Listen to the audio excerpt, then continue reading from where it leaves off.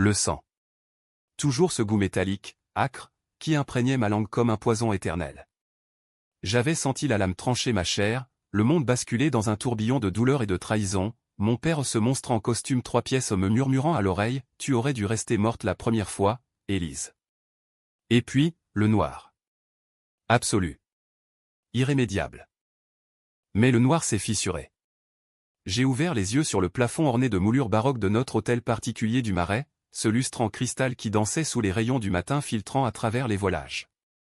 15 ans en arrière. Mon corps de 16 ans, frêle et innocent, enveloppé dans les draps de lin brodés à la main par ma mère.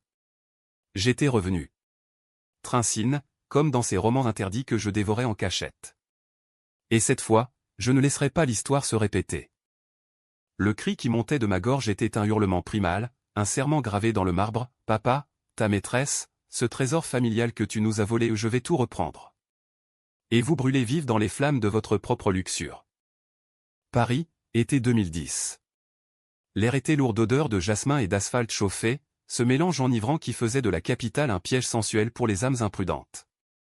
J'avais 16 ans, et la vie coulait encore comme le vin rouge dans les verres de cristal de nos dîners familiaux.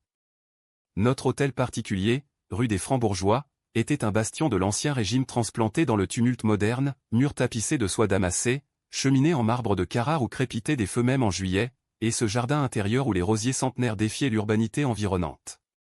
C'était le legs de ma grand-mère, veuve d'un industriel du textile qui avait amassé une fortune en filant les rêves des Parisiens dans des coupons de haute couture. Le trésor familial, comme on l'appelait en chuchotant non pas de l'or, mais des titres de propriété, des actions dans des galeries d'art discrètes, et un réseau de relations qui ouvrait les portes des salons les plus fermés. Ma mère, Claire, était la gardienne de ce sanctuaire.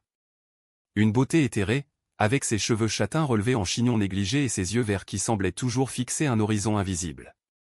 Elle peignait des aquarelles dans l'atelier du grenier, des scènes floues de la Seine au crépuscule, et elle nous racontait des histoires de son enfance à Saint-Germain-des-Prés, quand les existentialistes erraient encore dans les bistrots enfumés. Ma sœur aînée, Margot, 19 ans, était l'héritière évidente, studieuse, déjà inscrite à Sciences Po, avec un nez aristocratique et une façon de rire qui faisait plier les serveurs du café de Flore. Et moi, Élise, la Benjamine turbulente, celle qui escaladait les toits pour fumer des Gauloises volées et rêvait de devenir romancière comme Colette, mais avec plus de fiel. Papa ou plutôt, Henri de Beaumont, banquier chez BNP Paribas, avec ses chemises sur mesure et son accent du sud-ouest qu'il masquait sous un vernis parisien était le pilier invisible. Il rentrait tard, les poches gonflées de secrets commerciaux, et nous embrassait sur le front avec une tendresse distraite. Mes princesses, disait-il, mais ses yeux glissaient déjà vers l'extérieur, vers les lumières de la tour Eiffel qui scintillaient comme des promesses adultères. Ce matin-là, le jour de mon 16e anniversaire, tout bascula. J'étais descendu dans la cuisine, pieds nus sur les tomates froides, pour chipper une madeleine encore tiède. Maman était là, penchée sur le plan de travail, ses épaules secouées de sanglots étouffés. Devant elle, une lettre pliée en 4, cachetée d'un sceau en cire rouge au l'emblème de la banque de papa. « Qu'est-ce que c'est » ai-je murmuré, le cœur serré comme un poing. Elle a levé les yeux, rougi, et m'a tendu le papier d'une main tremblante. C'était un avis d'hypothèque. Notre hôtel particulier, ce joyau du Marais, était grevé d'une dette colossale. Des millions d'euros, accumulés en silence pour des investissements foireux au casino à Monaco, start-up virtuelle qui s'était évaporée comme de la brume matinale. Papa avait parié la maison familiale sur un coup de dé, et il avait perdu. Pire, la lettre mentionnait une clause de rachat accélérée, signée par un créancier anonyme. Nous allions être expulsés dans 6 mois. Il nous a trahis, Élise, a chuchoté maman, sa voix brisée comme du verre filé. Pour elle. Pour ça. Putain de la banque. Elle. La maîtresse. Je l'avais vue en photo, un soir où j'avais fouillé le bureau de papa, une rousse flamboyante nommée Viviane, avocate aux tribunaux de commerce, avec des lèvres carmin et un regard de vipère. Elle n'était pas une passade, c'était une conquête, une alliée dans les coulisses des fusions-acquisitions. Et maintenant, cette dette ? Un piège tendu pour nous évincer, pour installer Viviane dans notre lit conjugal, transformer notre foyer en nid d'adultère. J'ai senti la rage monter, une bile acide qui me brûlait la gorge. Dans ma vie précédente, celle qui s'était achevée 15 ans plus tard, quand papa m'avait égorgé pour avoir découvert son rôle dans la mort de maman, cette nouvelle m'avait brisé. J'avais supplié, pleuré, vu maman sombrer dans la dépression, avaler des barbituriques un soir d'hiver pluvieux. Son accident avait été maquillé en suicide, mais j'avais su, papa avait trafiqué les pilules, avec l'aide de Viviane qui avait falsifié les certificats médicaux. Puis, l'expulsion, Margot partie à l'étranger, brisée, moi laissé à la rue, survivant de petits jobs jusqu'à ce que je creuse trop profond, que je menace de tout révéler au fisc et à la justice. Et la lame. Maintenant, revenu, je serrais le poing sur la lettre. Non. Cette fois, je jouerais différemment. J'allais fouiller, anticiper, retourner leurs armes contre eux. Le trésor familial n'était pas seulement la maison, c'était un coffre-fort caché dans la cave, rempli de documents prouvant que papa avait détourné des fonds de la banque pour financer ses vices. Des preuves que, dans ma première vie, j'avais trouvé trop tard. On va se battre, maman, ai-je dit, ma voix ferme comme l'acier d'une guillotine. Elle m'a regardé, surprise par cette assurance nouvelle dans les yeux de sa fille turbulente. Comment, ma chérie? Il est si rusé. J'ai souri, un sourire carnassier que je n'avais appris qu'après la mort. En étant plus rusé que lui. Les jours suivants furent un tourbillon de faux-semblants. Papa rentrait avec des bouquets de roses trop rouges, des excuses mielleux des erreurs de gestion temporaire. Il nous câlinait, Margot et moi, autour de la table du dîner, sous le portrait ancestral des Beaumont qui nous toisait depuis la cheminée. Mais je voyais clair à travers son masque, les appels chuchotés dans son bureau, les transferts bancaires que j'espionnais via l'ordinateur familial, un mot de passe ridicule, son alliance de mariage. Viviane apparaissait dans les relevés, hôtel discret place Vendôme, bijoux chez Cartier, et des virements vers un compte offshore au Caïmans. Maman, elle, s'effritait. Elle passait des heures dans le jardin, arrachant les mauvaises herbes avec une fureur contenue, murmurant des prières à Sainte Geneviève, patronne de Paris. Margot, pragmatique, consultait des avocats en ligne, mais nos moyens étaient déjà rognés.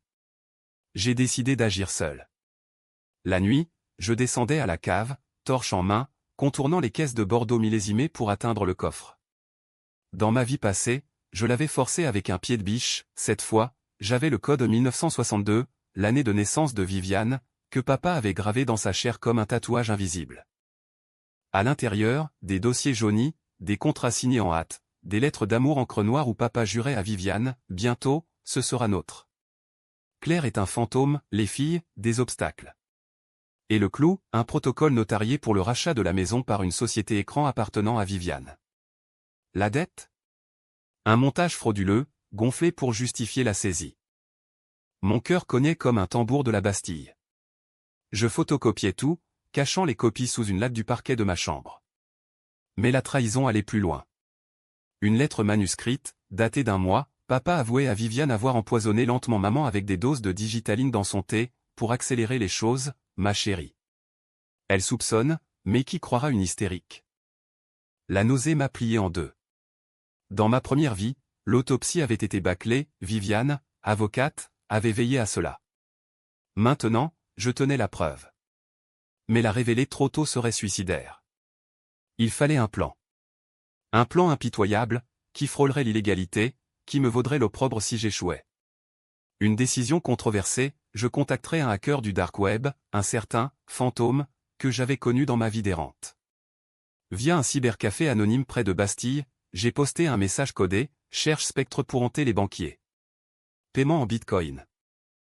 Sa réponse arriva en 24 heures, rendez-vous au Pont des Arts, minuit. Apporte du vin. J'y allais, le cœur battant, une bouteille de Château Margaux sous le bras, ironie du sort, du millésime de ma naissance.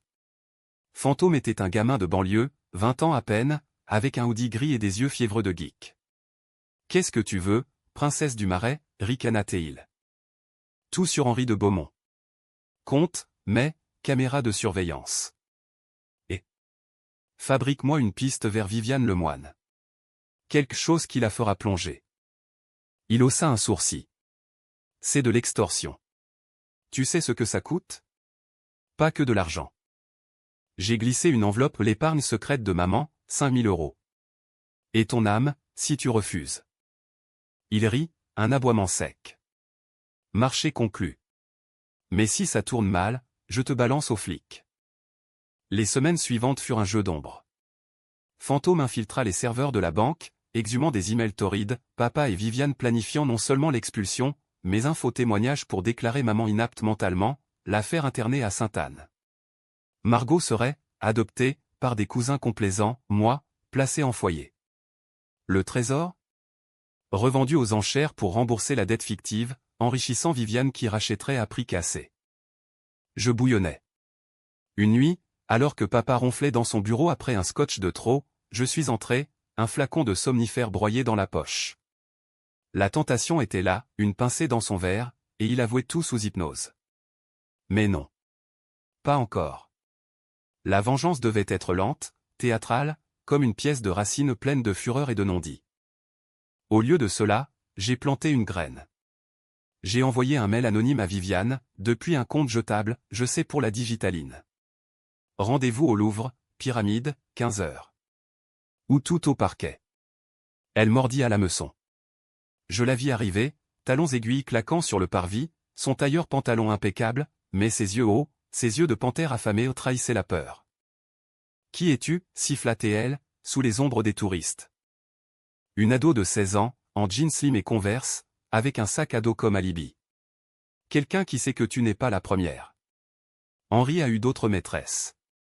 Des femmes qui ont disparu, après avoir exigé plus. Mensonge? Pas tout à fait. Les dossiers du coffre mentionnaient une comptable, suicidée, en 2005. Viviane pâlit. Tu bluffes, gamine. Vérifie ton compte Caïman. J'y ai laissé un petit message. Fantôme avait injecté un fichier audio de papa jurant de l'abandonner une fois la maison acquise. Elle chancela, puis se reprit, son sourire de requin de retour. Tu joues avec le feu, petite. Ton père te détruira. Il l'a déjà fait. Dans une autre vie. Je m'éclipsai dans la foule, le cœur triomphant. La première fissure était ouverte. Mais papa rentra ce soir-là, livide, et me convoqua dans son bureau. Élise, qu'as-tu fait? Viviane est furieuse. Elle dit que tu l'as menacée. Je feignis l'innocence, battant des cils. Moi? Papa, je ne sais même pas qui c'est. Il me gifla la première fois. La joue en feu, je sentis les larmes monter, mais pas de douleur, de joie. Car je voyais la peur dans ses yeux, cette faille dans l'armure du patriarche. La revanche commençait. Et Paris, avec ses avenues sombres et ses secrets enfouis sous les pavés, serait mon allié. L'automne s'installa sur Paris comme un manteau de brume, enveloppant le marais d'une humidité qui suintait des murs anciens et collés aux pots. Les feuilles des platanes jaunissaient rue de Birague, et l'odeur de châtaignes grillées des vendeurs ambulants masquait à peine la pourriture sous-jacente, celle de notre famille en décomposition. J'avais 17 ans maintenant, le temps filant comme un TGV vers l'inévitable collision. Maman s'affaiblissait, je voyais les ombres sous ses yeux, les tremblements de ses mains quand elle versait le thé. La digitaline n'avait pas encore commencé dans cette timeline réécrite, je veillais, mais le stress la rongeait, un poison plus insidieux. Margot, elle, s'était murée dans le silence. Elle passait ses soirées à la bibliothèque de Sciences Po, entourée de traités de droit constitutionnel, mais je la surprenais parfois, le regard vide sur la scène depuis le Pont-Neuf, se demandant si sauter valait mieux que mendier. On va perdre la maison, Élise, me confia-t-elle un soir, alors que nous partagions un croissant rassis dans la cuisine. Et après? Des studios en banlieue, avec des voisins qui crient du rap à 3 h du matin.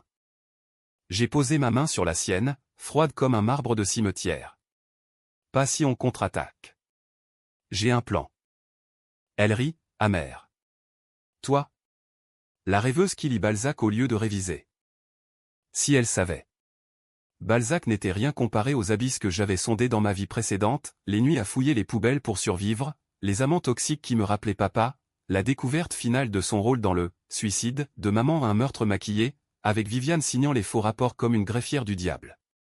J'avais confronté papa, 5 ans après l'expulsion, armé de preuves photocopiées. « Tu nous as volé notre vie », avais-je hurlé dans son nouveau pantouz haussmannien, Viviane à ses côtés, un verre de champagne en main. Et sa réponse? Une lame de papier à lettres, aiguisée par la haine. « Tu es une erreur, Élise. Comme ta mère. » Le sang sur le tapis perçant. Les sirènes trop tardives. Et le retour, miraculeux, dans ce corps juvénile.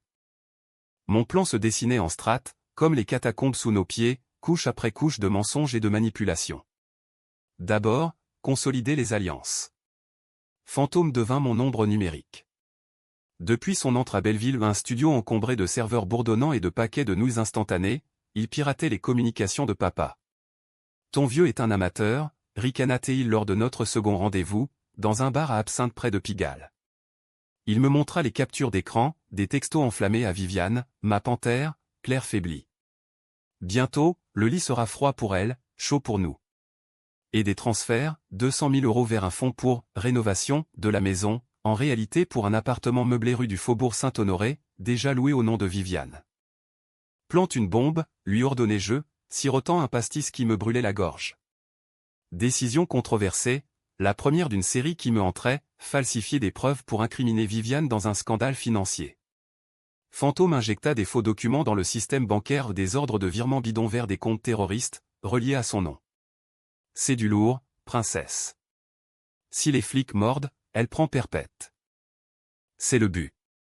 Mais pas tout de suite. Laisse-la mariner. Ensuite, maman. Je l'ai confrontée dans l'atelier, entourée de ses toiles inachevées. Je sais pour la dette. Et pour elle. Ses yeux s'écarquillèrent, puis se voilèrent de larmes. Comment? J'ai fouillé. Et j'ai trouvé ça. Je lui tendis une copie du protocole de rachat. Elle le lut, les lèvres tremblantes, puis le froissa en boule. Ton père. Il m'a juré fidélité devant Dieu, Élise. À l'église Saint-Sulpice, sous les vitraux. Les hommes comme lui ne jurent que sur leur portefeuille. Mais on peut l'arrêter. Signe ça.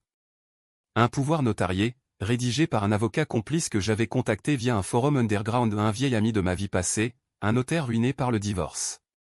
Avec ce papier, maman cédait à moi la procuration sur le trésor familial. Illégal? Bordeline. Mais nécessaire. Elle signa, d'une main hésitante, et murmura, « Venge-nous, ma fille. Pour les rosiers qu'il arrachera. » Papa suspectait quelque chose. Ses regards s'attardaient sur moi pendant les dîners, sondant comme un scalpel. Un soir, il m'invita dans son bureau, une carafe de cognac entre nous. « Élise, tu as changé. Ces derniers mois. Tu es plus observatrice. » J'ai incliné la tête, jouant l'ingénu. L'école, papa. On nous apprend l'économie. Et les dettes, ça pue la trahison. Il rit, forcé, mais ses doigts serraient le verre trop fort. La vie est un jeu, ma chérie. Des risques calculés. Bientôt, tout ira mieux. Imagine, une maison neuve, peut-être à Deauville, avec vue sur la mer. Et Viviane, lâché jeu, feignant la curiosité enfantine. Le silence tomba comme une guillotine. Puis, qui? La rousse des photos. Celle qui signe tes chèques. Il se leva d'un bond, le visage congestionné. Espionne. Petite vipère. Sa main s'abattit, mais je l'esquivai, riant à un rire froid, appris dans les geôles de la mort. Touche-moi, et je hurle. Maman saura tout. Il se figea, puis s'effondra dans son fauteuil, vieilli de 10 ans. C'est compliqué, Élise. Ta mère. Elle ne comprend pas Viviane et mon salut professionnel. Sans elle, la banque me lâche. Mensonge. Les dossiers prouvaient le contraire, Viviane était sa chute, son levier pour s'enrichir sur le dos de la famille. Mais je hochai la tête, compatissante. Alors, sauve-nous tous. Annule la dette. Ou. Je parle. Il promit. Des nuits d'insomnie suivirent, où je l'entendais arpenter les couloirs, téléphoner à Viviane en jurons étouffés. Elle contre-attaqua, un matin, un huissier sonna à la porte, avis de saisie immédiate. La société écran avançait ses pions. Panique chez nous. Maman s'alita, fiévreuse, Margot pleura pour la première fois depuis des mois. Moi? Je passais à l'étape suivante. Décision controversée numéro 2, séduire un allié de papa, un collègue banquier nommé Laurent, quinquagénaire bedonnant mais influx. Via un faux profil sur un site de rencontre, étudiante en recherche mentor, je l'attirai au Fouquet's. Vêtu d'une robe vintage YSL empruntée à maman, je jouais la naïve ambitieuse. Mon père m'a parlé de vous. Il dit que vous êtes l'homme qui sauve les fortunes. Il mordit, les yeux luisants. Au fil des verres, il lâcha, Henri est dans la merde. Viviane le manipule, elle veut la maison pour un flip immobilier. Mais j'ai des dossiers sur elle au pot de vin à des juges. Je l'enregistrai en secret, Fantôme montant le micro dans mon sac. Aidez-moi, et je vous rends un service. Personnel. Il rougit, mais accepta d'envoyer les dossiers au procureur. Pas gratuit, un baiser volé dans l'ascenseur, qui me donna la nausée. Moralement gris? Absolument. Mais la vengeance n'était pas un Théoritz. Le twist frappa comme un orage sur l'opéra. Viviane débarqua un après-midi, sans invitation, son parfum Chanel numéro 5 envahissant le salon comme un gaz toxique. Claire, ma chère, roucoula-t-elle, ignorant maman prostrée sur le canapé. Henri m'envoie. Nous devons discuter du arrangement. Maman se redressa, pâle mais fière. Sortez de ma maison. Viviane rit, un tintement de cristal brisé. Bientôt, ce sera la mienne. Et Élise. Ses yeux se posèrent sur moi, dans l'encadrement de la porte. La gamine c'est trop. Henri m'a raconté votre petite scène au Louvre. Adorable. Mais les enfants curieux finissent. Corrigés. La menace plana, lourde comme le plomb des toits parisiens. Ce soir-là, je trouvai une lettre glissée sous ma porte, arrête, où ta sœur paie. Signée d'une initiale en cursif, V. La guerre s'intensifiait. J'appelais Fantôme, accélère le scandale. Et trouve-moi un nouveau propriétaire. Quelqu'un qui rachètera la maison avant saisie, un requin qui dévorera papa. Il répondit, j'ai ton homme. Un Américain, tech milliardaire, obsédé par l'immobilier haussmannien. Il paiera le double pour le prestige. Parfait. Le piège se refermait. Mais alors que je raccrochais, un bruit dans la cave, des pas papa, en train de fouiller le coffre. Il avait changé le code. Et il savait que je savais. La nuit fut sans sommeil, bercée par les sirènes de la ville. Demain, le premier coup de feu. L'hiver 2011 mordit Paris de ses crocs gelés, transformant la Seine en ruban d'acier sous les arches du pont des Arts. Les Parisiens se hâtaient, écharpe au vent, ignorant les drames qui se nouaient derrière les façades haussmanniennes. Notre hôtel particulier, lui, agonisait, factures impayées, électricité vacillante, et les rosiers du jardin ployés sous le givre comme des supplicies. J'avais 18 ans, majeur aux yeux de la loi, mais une vieille âme dans un corps marqué par les cicatrices invisibles de la mort. Maman était un spectre.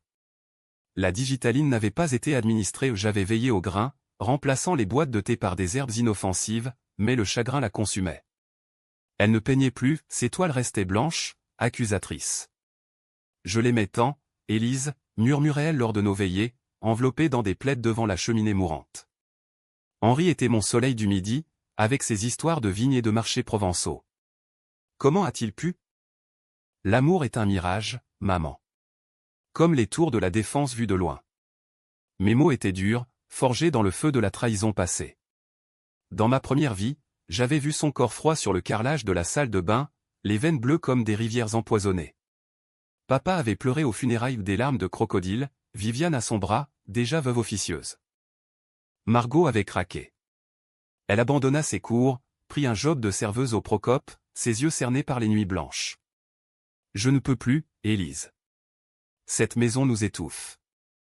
Vendons et fuyons à Lyon, chez tante Louise. Fuir? C'est ce qu'ils veulent. Non. On reste, on combat. Elle me regarda comme si j'étais folle, mais obéit à la procuration lui liait les mains aussi. Fantôme était mon général en chef. Nos réunions se tenaient dans des lieux improbables, un cybercafé sous le métro aérien de Belleville, où le bruit des trains masquait nos murmures, ou un squat près de la canal Saint-Martin, entouré d'artistes maudits qui nous prenaient pour un couple de révolutionnaires. J'ai ton américain, annonça-t-il un soir, sous la lueur bleue d'un écran fissuré. Nathan Crow, fondateur de Neotech, une start-up de VR qui vaut des milliards. Il veut du vieux monde chic et pour son pied-à-terre. Offre, 15 millions, cash, avant saisie. Parfait. Le double de la dette gonflée. Papa et Viviane perdraient leur proie, forcés de racheter à perte ou d'abandonner. Mais pour sceller le deal, il fallait un appât irrésistible, des rumeurs sur un trésor caché et dans la maison un tableau de monnaie supposé dans la cave, d'après les archives familiales que j'avais gonflées. Et le scandale, demandai-je, mâchant un kebab tiède. En route. Les flics de la BRDE ont reçu les faux virements. Viviane est convoquée demain pour audit. Elle va paniquer, se retourner contre Henri. J'acquiesçais, mais une ombre planait. Laurent, mon mentor bedonnant, avait exigé plus que des baisers. Lors de notre dernière réunion au Meurice, il avait glissé une main trop aventureuse. Pour les dossiers supplémentaires, ma belle. J'avais esquivé, mais il tenait une preuve, une photo floue de moi au Fouquet, envoyée à papa par jalousie refoulée. Décision controversée numéro 3, le neutraliser. Pas de meurtre pas encore, mais un chantage soft. Via Fantôme, un mail anonyme avec ses propres secrets, des affaires de blanchiment pour des oligarques russes. Il se tut, terrifié. Mais le mal était fait, papa me confronta à nouveau, cette fois dans le jardin gelé, sous les rosiers nus. Sors avec des porcs comme Laurent? Pourquoi, Élise? De l'argent? De la vengeance? Ses yeux étaient injectés de sang, sa cravate défaite comme un nœud coulant. Je sais tout, papa. La digitaline, les faux suicides, Viviane qui signe tes crimes comme une notaire du diable. Il blêmit, puis rit un ricanement de damné. Preuve? Tu n'en as pas. Et si tu en as, je te détruis. Tu es ma fille, qui croira une mythomane contre un Beaumont? La gifle partit, plus forte, fendant ma lèvre. Du sang sur la neige. Je crachai, rouge vif. Essaie. Et vois ce qui arrive à tes os. Il partit, claquant la porte vitrée. Cette nuit, maman fit une crise, cœur affolé, ambulance hurlante vers l'Hôtel-Dieu. Diagnostic, stress aigu, mais je vis le doute dans les yeux des médecins. Viviane avait-elle glissé quelque chose? Non, pas encore. Mais le temps pressait. Le lendemain, le chaos éclata. Les journaux titraient « Scandale à BNP, soupçon de financement occulte chez une avocate star ». Viviane, photo en noir et blanc, menottée en sortant du tribunal. Papa appela en urgence, « Élise, c'est toi? Dis-moi que ce n'est pas toi. » Je répondis d'une voix douce, au téléphone fixe du salon. « Papa, viens à la maison. On parle. » Seul. Il arriva, tremblant, son costume froissé comme un suaire. Assis à la table de la salle à manger, sous le lustre qui pleurait des larmes de cristal, il supplia « Aide-moi. » Viviane nie tout, mais les flics creusent.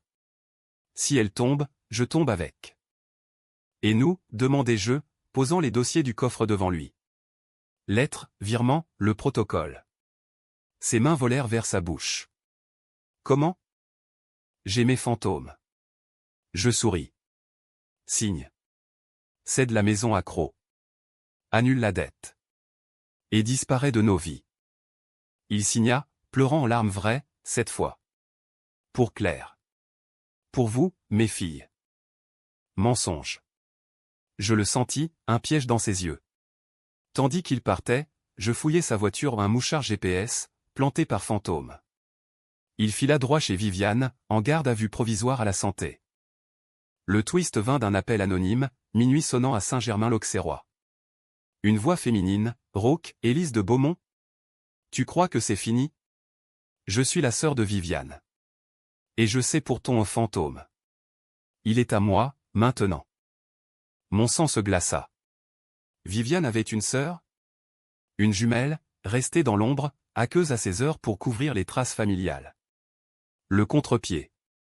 Fantôme avait été retourné ou pire. Je courus à Belleville, tambour battant. Le studio était vide, écran noir, une note, désolé, princesse. Elle paie mieux. Trahison en miroir. La vengeance se mordait la queue. Pourtant, le deal avec Croc avançait.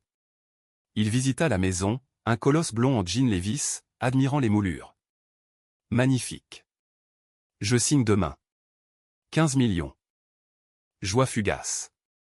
Car cette nuit, un incendie volontaire ravagea le grenier.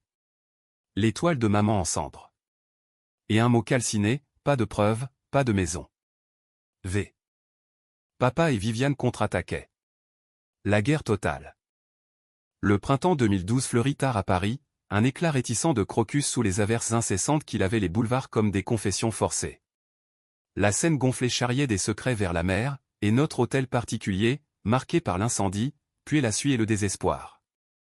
Les assureurs traînaient, allégant négligence, papa, libéré sous caution grâce à ses relations, pointait du doigt maman, ses cigarettes, ses vapeurs d'artiste. J'avais 19 ans, silhouette émaciée par les nuits blanches, mais l'esprit aiguisé comme une lame de tolérance zéro. Maman était revenue de l'hôpital, fragile comme une porcelaine de Sèvres, mais avec une flamme nouvelle, on ne lâche pas, Élise. Pour Margot, pour ce jardin. Margot, elle, s'était endurcie, travaillant double shift au Procope, économisant pour un avocat privé. Si on perd, on reconstruit. Mais pas sans te voir triompher, petite sœur. Triompher? Le mot sonnait creux. Fantôme m'avait trahi, vendant mes plans à la sœur de Viviane ou une certaine Léa Lemoine, Ghost in the Machine, opérant depuis un loft à Montreuil. Elle avait effacé les preuves numériques, retourné le scandale contre moi, des leaks anonymes accusant la fille de Beaumont d'extorsion. Les flics frappèrent à notre porte, un inspecteur bedonnant nommé Duval, cigare éteint aux lèvres. Mademoiselle de Beaumont, des allégations graves. Piratage, chantage. Votre nom circule. Je jouais l'outré, en larmes théâtrales. Moi? Inspecteur, regardez mon père. C'est lui, le banquier véreux. Je glissai une copie des dossiers et les originaux, intacts. Duval haussa un sourcil, empocha le tout. Intéressant. Mais si vous mentez, petite. La prison est froide, même pour les Parisiennes. Il partit, promettant d'enquêter. Décision controversée numéro 4, impliquer les médias. J'anonymais un pitch à Libération, la trahison d'un clan, adultère, meurtre et spoliation immobilière au cœur du Marais, avec juste assez de détails pour titiller sans accuser. Le journaliste, une certaine Amélie, mordit, rendez-vous au Select, Montparnasse. Preuve, demanda-t-elle, bloc-notes en main. Bientôt. Mais d'abord, publiez. Forcez-les à bouger. L'article sortit une semaine plus tard, une double page incendiaire. Paris bruissa, dîner chez Lip où on chuchotait, les Beaumont, fini. Papa appela, voix écorchée, tu me tues, Élise. Viviane est ruinée, les clients fuient la banque. Bien. C'est le but. Mais le contre-coup frappa dur. Léa hacka mon téléphone, diffusa des photos truquées, moi, supposé avec de la coque au baron, nu-pieds et jupe relevée. Scandale social, amis d'enfance me ghostèrent, Margot reçut des appels haineux au Procope. Salope de famille maudite. La nuit, je veillais, couteau de cuisine sous l'oreiller. Papa tenta une réconciliation forcée, dîner au Georges V, chandelle et foie gras. Viviane y était, malgré tout, diamants étincelants, mais son sourire craquelait. Élise, ma chérie, susurra-t-elle, vin en main. On peut arranger ça. Une part pour toi dans la nouvelle maison. Deauville, disais-tu? Garde tes miettes, sorcière. Papa intervint, main sur mon poignet. Écoute. J'avoue, la dette était un piège. Pour nous libérer d'eux. L'héritage. Ta grand-mère était toxique, obsédée par l'argent. Mais j'ai aimé ta mère. Toujours. Mensonge pieux. Ses yeux fuyaient vers Viviane. Je renversai le vin sur sa robe rouge comme le sang de ma gorge tranchée. Aimez-vous en enfer? Dehors, sous la pluie, Crow m'attendait dans sa Bentley. L'Américain, pragmatique, avait lu l'article. Drame familial? Ça ajoute du cachet. Je signe quand même. Mais accéléré, la saisie est imminente. Le piège se resserrait. Duval revint, menottes en vue, Viviane craque. Elle accuse Henri de meurtre à ta mère, l'ex-comptable. Mais elle te pointe aussi, pour le piratage. Twist dans le twist, Viviane, pour sauver sa peau, balançait tout. Incluant Léa, sa sœur, complice des hacks. La famille Lemoine implosait. Mais papa contre-attaqua une dernière fois. Il m'enleva au pas de cinéma hollywoodien, juste un SMS, viens au bureau. Maman est là. Malade. Panique, je fonçais à la Défense, tour BNP, ascenseur vitré filant vers les nuages. Là, pas maman, papa, pistolet de service en main emprunté à un gardien complice. Finissons en, Élise. Tu as tout gâché. Le canon froid contre ma tempe, comme la lame d'avant. Flashback, le sang, le noir. Mais cette fois, je parlais, tire. Et Croc rachète demain. Tu perds tout. Il hésita, sueur perlée. Tu es le diable. Non. Toi. La porte s'ouvrit, Duval, soit derrière. Viviane les avait vendus tous. Arrestation en direct, menottes cliquetant comme un opéra wagnérien. Libéré, je rentrai, trempée, victorieuse. Mais le coup? Maman, apprenant la vérité via les infos TV, fit une nouvelle crise. Irréversible. L'été 2012 revint, triomphant, baignant Paris d'une lumière impitoyable qui révélait les fissures dans l'or des façades. Notre hôtel particulier au nom, le mien maintenant respirait à nouveau, Cros avait signé, 15 millions versés, dettes effacées, et un bail amphithéotique nous laissant habiter à vie. Les rosiers refleurissaient, irrigués par un jardinier payé rubis sur l'ongle. Margot, réinscrite à Sciences Po, riait à nouveau, un rire clair comme les fontaines de Versailles. Tu es une sorcière, Élise. Une bonne sorcière. Maman? Elle s'éteignit doucement, un mois après l'arrestation. Pas de poison, juste un cœur brisé qui rendait les armes. Ses funérailles à Saint-Sulpice furent sobres, famille élargie murmurant des condoléances, journaliste en embuscade. Papa, en cellule à Fresnes, envoya une lettre, pardonne-moi. J'ai aimé, à ma façon. Je la brûlai dans la cheminée, cendre vers la Seine. Le procès fut un cirque romain. Viviane, Léa à ses côtés, plaida la manipulation paternelle, Henri nous a piégés, officeurs. Mais les dossiers, les enregistrements, les témoins comme Laurent, pliés par peur, les coulèrent. Papa, stoïque en costume rayé, avoua tout, l'empoisonnement raté de maman, le meurtre de l'ex, les fraudes. Pour l'amour, dit-il au jury, yeux sur moi. Un amour maladif. Condamné, perpétuité pour papa, 20 ans pour Viviane. Léa, 10 pour Hacking. Justice française, lente mais implacable, comme un vin qui mûrit en cave. Moi? J'écrivis le livre.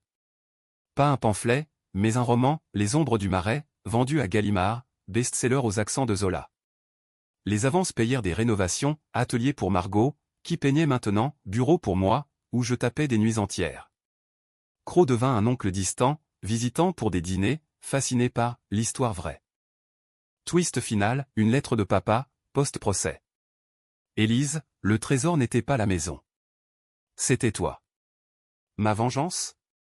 Contre ta grand-mère, qui m'a forcé à épouser Claire pour l'argent. J'ai haï ce piège. Mais toi. Tu m'as libéré. Illusion? Ou regret sincère? Je ne répondis pas. La vengeance avait un goût doux amer, comme un kir royal éventé. Paris m'appartenait.